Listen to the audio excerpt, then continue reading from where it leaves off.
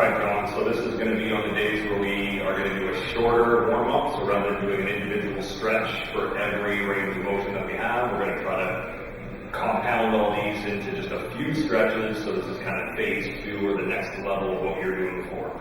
So we'll do a couple things. This is after you've done your cardio, you foam roll to get loose, and now we're going to go through just kind of a circuit of stretches to kind of get our hips, our core warmed up. So we'll start down on all fours. You're going to find neutral. We'll step out one leg at a time, nice and stable to the spine. We're going to pick one hip up, squeezing from the glute. Pick the other hip up, squeezing from the glute. I don't care how high the leg goes. We're just trying to activate the hips. No movement from the spine or the shoulders. From there, we're going to go full shoulder blade push-up into a yoga press, so a yoga push-up, going back.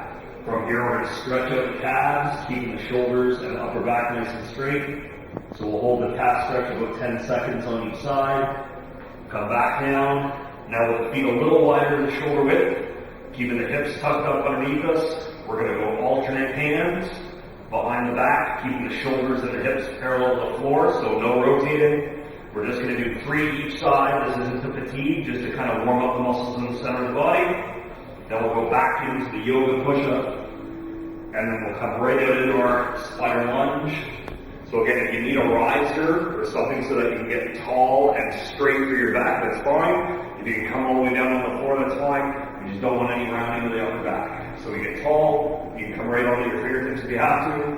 We'll hold this for about 10 seconds. Big stretch down the inside of the thigh, big stretch down the front of the thigh. We'll keep the back straight as we lift the hip and the back leg to stretch the hamstring.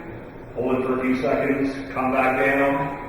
Stack the shoulders and reach. Our goal is to get vertical, so 12 o'clock with the arm. Come back down. We'll flatten our back. Stretch out the front of the hip.